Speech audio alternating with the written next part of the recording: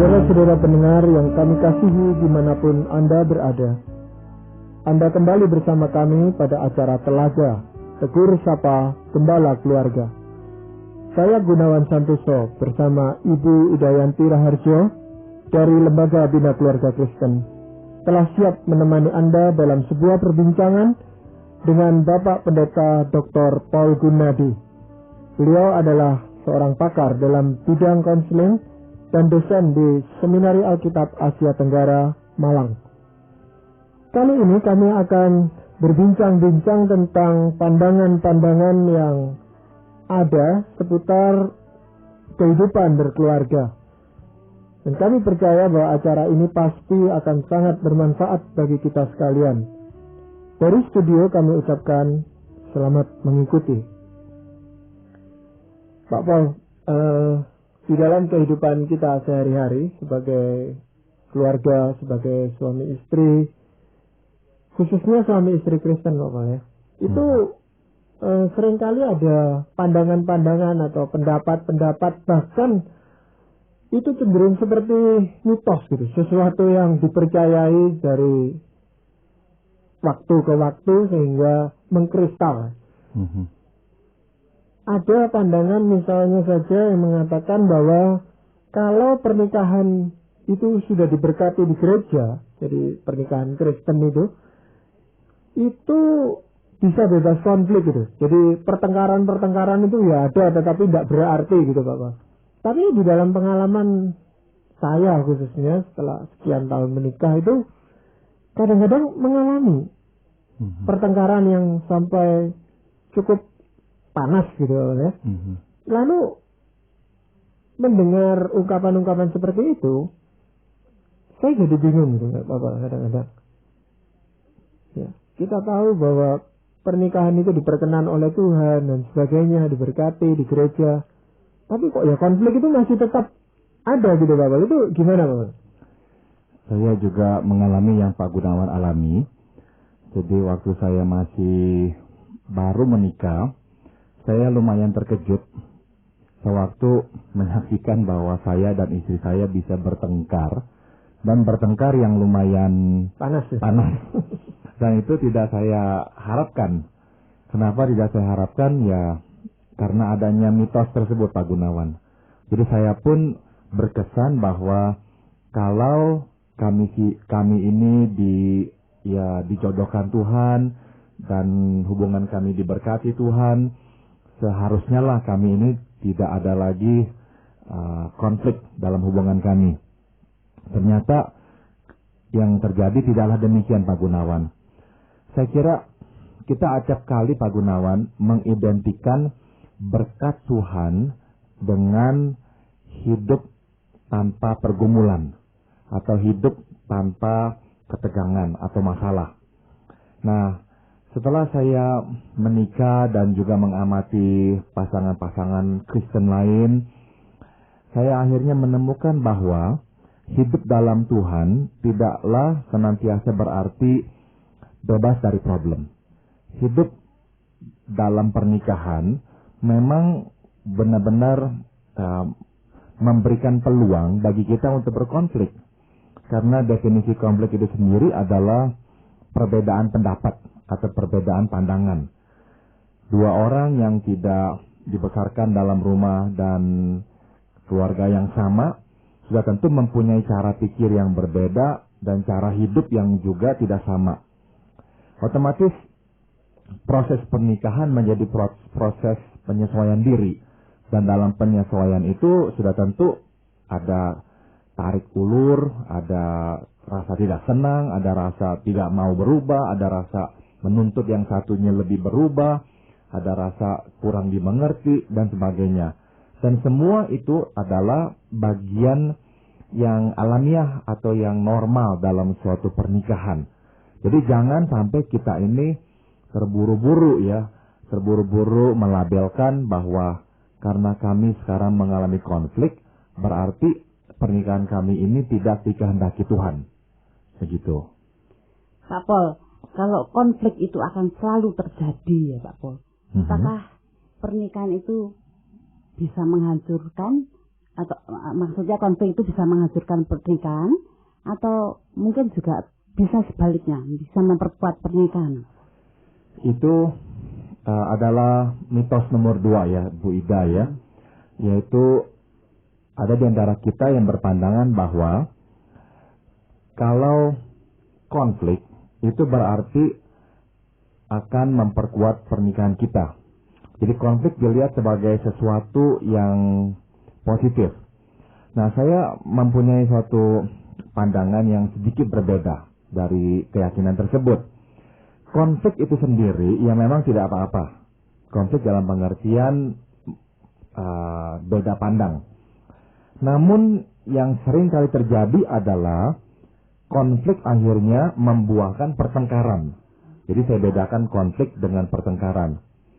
Pertengkaran adalah di mana kita dengan emosi yang tinggi mengeluarkan pendapat kita dan mulai menyerang pasangan kita. Saya justru melihat kalau konflik sudah berkembang menjadi pertengkaran, sebetulnya pertengkaran itu tidaklah membawa hal yang positif di dalam pernikahan. Konflik tidak apa-apa, tapi pernikahan kalau terus-menerus dilanda oleh pertengkaran, saya kok melihatnya pernikahan itu seperti justru jadi goyang. Ibaratnya fondasi pernikahan itu makin terkikis oleh pertengkaran yang terjadi. Begitu. Tapi tadi Pak Pol bedakan antara konflik dan pertengkaran, Pak Pol ya. Jadi kalau konflik itu cuma beda pandangan gitu. Sedang kalau pertengkaran itu sudah diwarnai dengan emosi-emosi yang membuat orang mata gelap dan sebagainya. Betul. Tapi konflik itu sendiri, Pak Pol, apakah itu suatu dosa, Pak Pol ya? Ya kita pakai istilah Kristen ini ya, dosa gitu ya. Dan dengan konflik kan kita itu memancing orang lain juga berbuat dosa. Gitu. Oke, itu pertanyaan yang bagus sekali Pak Gun. Menurut saya konflik itu sendiri bukanlah dosa. Jadi konflik memang muncul secara natural. Karena kita harus menyesuaikan diri dengan orang yang beda dari kita. Pertengkaran adalah usaha kita untuk mempertahankan kebenaran kita. Dengan emosi yang tinggi dan juga ada kalanya dengan upaya untuk menyerang atau melemahkan lawan bicara kita. Konflik itu sendiri tidak berdosa dan Alkitab pun tidak memanggil itu dosa. Bahkan marah sendiri pun tidak dilabelkan dosa oleh Tuhan. Kita tahu di Efesus pasal 3 dikatakan kalau marah ya boleh dipersilakan kita untuk marah, tapi diminta agar kita membereskan kemarahan itu sebelum matahari terbenam. Yang mempunyai makna, janganlah kita menyimpan kemarahan untuk jangka waktu yang berkepanjangan. Jadi konflik itu sendiri ya saya kira bukanlah dosa Pak Gunawan. Sesuatu yang manusiawi sekali. Begitu. Sejauh itu tidak diwarnai dengan perasaan-perasaan yang negatif tadi itu Pak Pol. Tapi kan itu sulit untuk menghindarkan hal itu. Kalau saya konflik dengan istri saya misalnya, sampai sejauh mana saya bisa mengontrol perasaan itu tadi gitu loh Pak Pol. Saya ada kalanya juga berkonflik ya, bertengkar dengan istri saya. Dan ini yang kami coba lakukan. Waktu suami dan istri itu berkonflik atau bertengkar, sudah tentu ya, biasanya masing-masing merasa diri benar. Iya. Nah, bagaimanakah orang yang masing-masing merasa diri benar didamaikan? Akan sangat sulit sekali Pak Gunawan. Jadi yang kami coba lakukan adalah kami mencoba melihat diri masing-masing tatkala sedang bertengkar itu. Apakah waktu kami bertengkar kami misalnya ya menjatuhkan satu sama lain? Apakah saya misalnya mengucapkan kata yang kasar? Ataukah saya mengucapkan kata yang memang benar-benar sepertinya menghina dia? Nah, sejauh di mana saya itu hanyalah mengungkapkan ketidaksenangan saya dan di mana kita berbeda, kami berbeda, saya kira itu nggak apa-apa. Tapi sewaktu saya misalnya mulai menggunakan kata yang kasar dan sebagainya kepada dia, di saat itulah saya berdosa. Ya mungkin itu yang Pak Pol katakan bahwa yang kita serang itu adalah masalahnya, yang berbeda itu kita selesaikan. Betul. Tapi kita tidak menyerang orangnya. Betul. Yang bisa menimbulkan sakit hati. Betul. Pada pihak yang lain. Itu pun saya pelajari dari istri saya itu Pak Gunawan dan Ibu Ida. Sebelum saya menikah sebetulnya. Saya masih ingat kami bertengkar suatu kami masih berpacaran. Saya masih ingat sekali itu terjadi suatu kami masih kuliah. Saya mengunjungi sekolahnya dan di situ kami berbeda pendapat dan bertengkar. Dan dia yang memberitahu saya, dia bilang, kenapa sih kamu kalau lagi marah kamu menyerang saya? Kamu tidak membahas problemnya saja. Dan di situ baru saya mengerti memang harus dibedakan antara orang dan problem. Yang sulit dihindari lagi adalah bagaimana kita itu membuat konflik itu tidak berlarut-larut. Tadi kan Pak Paul ambil ayat dari Efesus yang mengatakan harus diselesaikan sebelum matahari terbenam. Betul. Nah, biasanya itu konflik itu justru terjadinya mungkin malam hari atau apa gitu. Karena kalau pagi hari kami tidak sempat untuk membahas banyak masalah, Pak Paul. Pagi-pagi istri saya juga sibuk, lalu saya juga mesti ke kantor, terus kerja sampai sore. Nah, sore itu justru banyak masalah yang muncul. Nah, dan itu setelah matahari terbenam atau menjelang terbenam. Gimana itu? Jadi kita punya waktu 24 jam itu. Sampai besoknya matahari terbenam lagi. Maksudnya itu supaya lebih cepat diselesaikan lebih baik gitu. Saya kira yang paling efektif adalah Pak Gunawan ya, suatu kita ini bertengkar dengan pasangan kita tidak mencoba untuk memaksa pasangan kita mengerti apa yang sedang kita lakukan. Kita tidak mencoba untuk membuat dia setuju dengan kita. Sebab usaha-usaha itu saya rasa seringkali gagal, sia-sia ya. Jadi yang lebih efektif adalah sewaktu kita akhirnya mulai bertengkar, sebaiknya kita melihat apa yang sedang kita lakukan saat itu. Apakah kita mulai main kasar, apakah kita mulai sepertinya menghina dia. Nah, bagian-bagian itulah yang kita mesti meminta maaf kepadanya.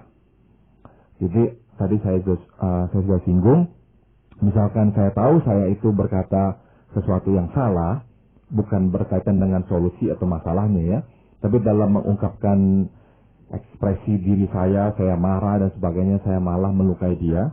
Nah, untuk hal itu saya minta maaf. Dan yang saya temukan adalah sewaktu saya atau dia meminta maaf ya, mengambil inisiatif meminta maaf atas cara kita bertengkar, tiba-tiba seolah-olah ya emosi yang sedang tinggi itu langsung turun. Dan biasanya problem itu tidaklah menjadi sebesar tadi. Begitu. Iya. Nah, untuk itu dibutuhkan sepertinya penyangkalan diri ya Pak Paul ya. Ya. Juga kerendahan hati ya. Betul. Untuk minta maaf itu ya Pak Paul ya. Betul. Saya kira itu yang susah ya. Iya, seringkali yang susah dilakukan ya. Terutama oleh kaum pria nih. Iya. Tapi saya temukan wanita juga begitu. Saya agak sulit juga. Ada pria yang mengeluh, aduh istri saya nggak pernah minta maaf. Ada juga yang begitu.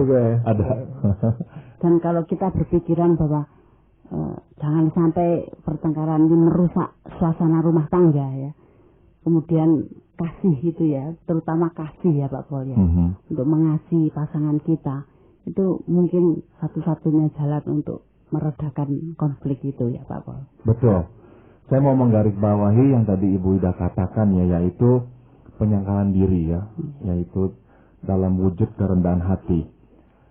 Saya pernah punya pengalaman seperti itu Bu Ida. Ini beberapa tahun yang lalu kami bertengkar ya, istri saya dan saya bertengkar. Saya tidak tahu saat itu apa yang menjadi penyebabnya. Tapi yang saya ingat adalah sekarang ini saya marah sekali. Waktu itu kami masih di Jakarta. Saya marah sekali dan saya merasa kali ini saya tidak mau minta maaf. Dia yang harus minta maaf. Itulah saya punya keputusan ya. Dia masuk ke kamar anak saya tetap di kamar kami. Jadi saya sendirian di kamar mencoba tidur karena itu sudah tengah malam. saya tidak bisa tidur, Bu Ida. Kenapa tidak bisa tidur? Karena firman Tuhan mengiang-ngiang di telinga saya, yaitu yang diambil dari Efesus pasal 5 ayat 22 hingga 33 itu, di mana dikatakan, suami, hendaklah engkau mengasihi istrimu seperti Kristus mengasihi jemaatnya. Nah, saya pernah mengkhotbahkan ayat-ayat itu, dan saya pernah mengaitkannya dengan Filipi pasal 2 ayat 5 hingga 11, di mana Yesus mengosongkan dirinya menjadi manusia. Jadi mengosongkan diri itu, diri kan dalam bahasa Yunaninya mengosongkan ego. Nah, saya pernah khotbahkan itu berkali-kali, dan tiba-tiba khotbah itu hidup di telinga saya pada malam hari itu.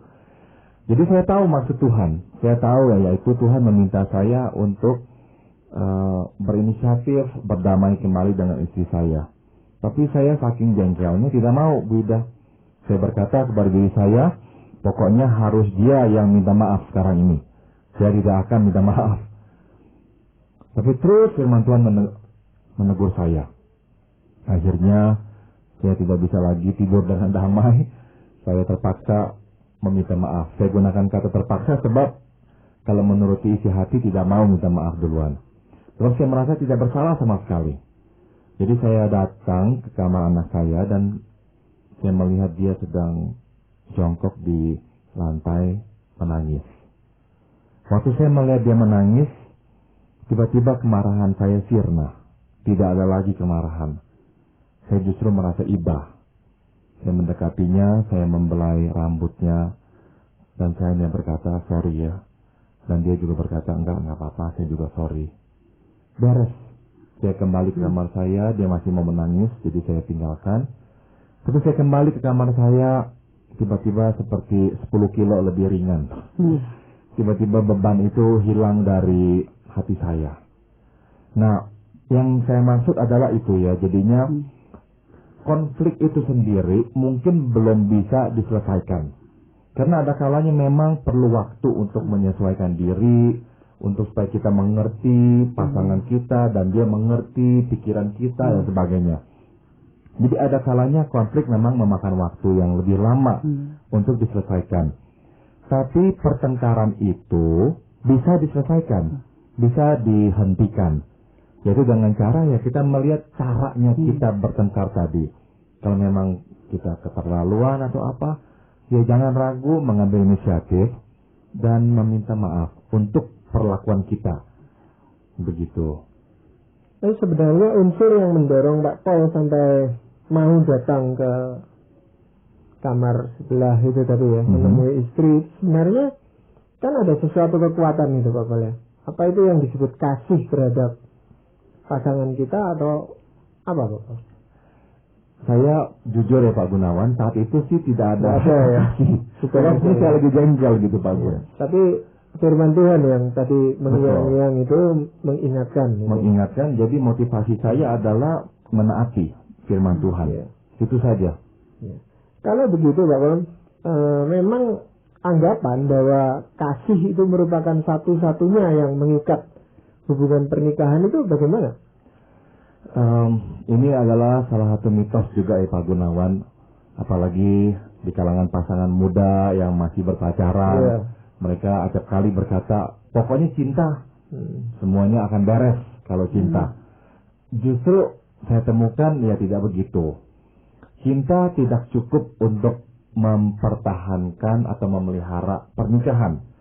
Cinta mungkin cukup untuk membangun pernikahan, maksudnya untuk memulainya saja cukup cinta. Tapi untuk mempertahankan atau memelihara dan apalagi menumbuh kembangkan pernikahan dibutuhkan lebih banyak faktor selain dari cinta atau kasih. Jadi kalau misalkan kita melihat cinta itu sebagai cinta agape yang seperti Tuhan mencintai kita, ya otomatis komplit ya, saya setuju. Itu memang satu-satunya yang kita perlukan. Tapi ya kita harus mengakui bahwa tidak semua kita mempunyai cinta agape, cinta seperti Tuhan mencintai kita tanpa kondisi. Kita adalah manusia yang tetap juga memiliki tuntutan ya, pengharapan-pengharapan. Jadi cinta kita tidak murni seperti cinta Tuhan kepada kita semua. Jadi apalagi yang diperlukan selain cinta kasih, ada segudang hal. Saya kira Pak Gun dan Ibu Ida sudah menikah lama, bisa mengiyakan ya. Ada segudang hal yang tidak berkaitan dengan cinta sebetulnya yang kita harus hadapi setelah menikah. Iya, ada yang beranggapan juga bahwa faktor keturunan. Jadi kalau kita sudah punya anak-anak, itu konfliknya makin jadi berkurang gitu Pak. Bisa jadi berkurang dalam pengertian teralihkan ya, karena adanya kesibukan dengan anak, dan anak itu menuntut perhatian dari orang tua. Tapi biasanya kalau memang masalah belum sungguh-sungguh selesai, itu atau adanya anak hanya menunda pertengkaran yang akan nanti muncul kembali. Biasanya sewaktu anak-anak sudah remaja, saat itulah pertengkaran mulai muncul lagi. Karena apa? Setelah remaja, anak-anak tidak terlalu menyita perhatian seperti masih kecil. Dan bahkan ada kecenderungan anak-anak pada masa remaja menyita perhatian orang tua secara negatif. Karena mereka mulai nakal, mulai memberontak, dan sebagainya. Jadi akibatnya adalah orang tua menghadapi stres yang ditimbulkan oleh kenakalan anak remajanya.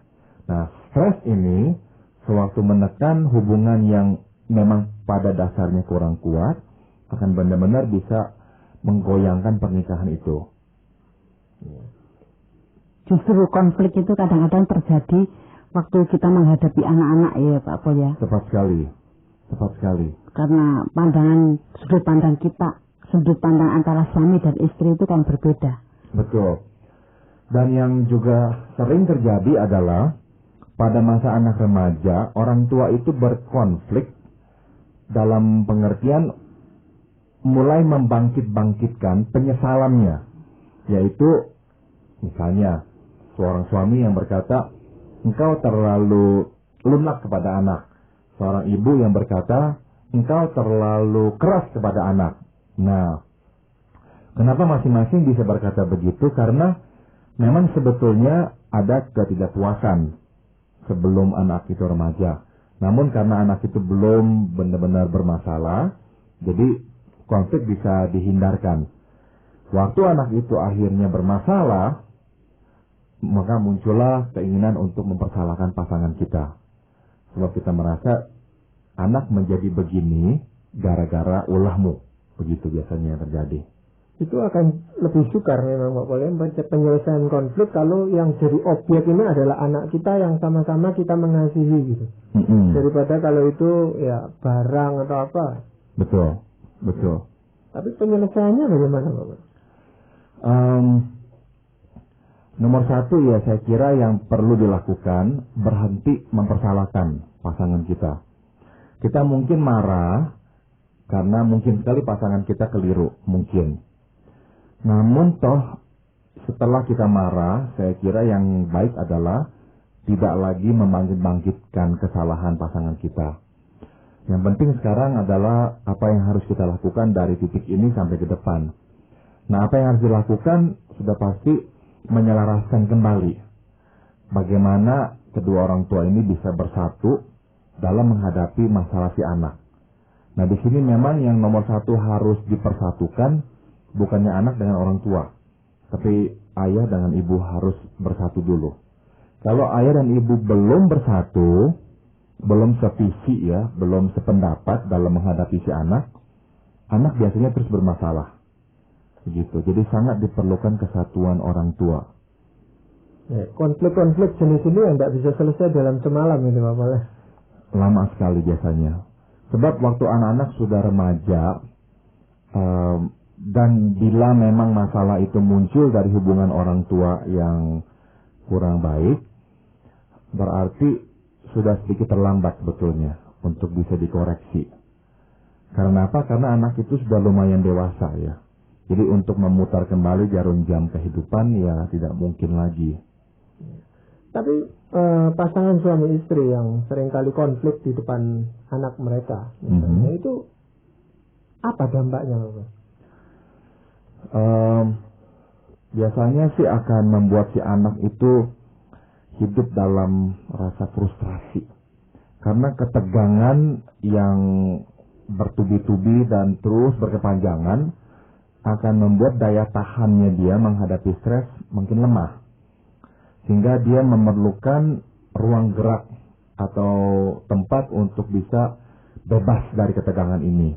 Nah, biasanya dia akan lari keluar, dia akan cari teman supaya dia bisa lebih tenang. Itu yang positif. Yang negatif adalah justru dia akan berbuat lebih banyak masalah di luar.